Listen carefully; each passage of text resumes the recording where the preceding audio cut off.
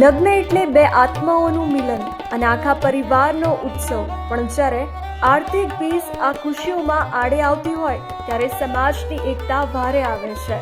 પાકિસ્તાનના કરાચી શહેરમાં કંઈક આવો જ અદ્ભુત નજારો જોવા મળ્યો હતો। પાકિસ્તાન હિન્દુ કાઉન્સિલ દ્વારા આયોજિત આ સમૂહ લગ્ન સમારંભમાં એક સાથે 100થી પણ વધુ હિન્દુ યુગલોએ પ્રભુતામાં પગલાં પાડ્યા હતા। રંગબેરંગી પરંપરાગત પોશાક, માથે મોરપીંછ જેવી સજાવટ અને ચહેરા પર હજારો ખુશીઓ। આ માત્ર લગ્ન નહોતા, પણ એક મોટો સામાજિક ઉત્સવ હતો।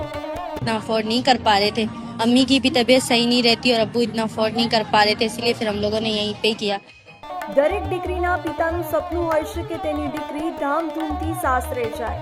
આ સપનાને સાકાર કરવા માટે હિન્દુ કાઉન્સિલર દર વર્ષે આ આયોજન કરે છે, જ્યાં જ્ઞાતિ જાતિના ભેદભાવ ભૂલીને સૌ કોઈ એકબીજાના સાક્ષી બને છે।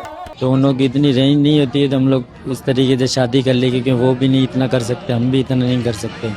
શાસ્ત્રોક્ત વિધિ, મંત્રોચ્ચાર અને અગ્નિની સાક્ષી આ યુગલોએ નવા જીવનની શરૂઆત કરી હતી। આ દ્રશ્યો સાબિત કરે છે કે પરિસ્થિતિ ગમે તે હોય, પણ પરંપરા અને સંસ્કારોનો વારસો આજે પણ એટલો જ અકબંધ છે।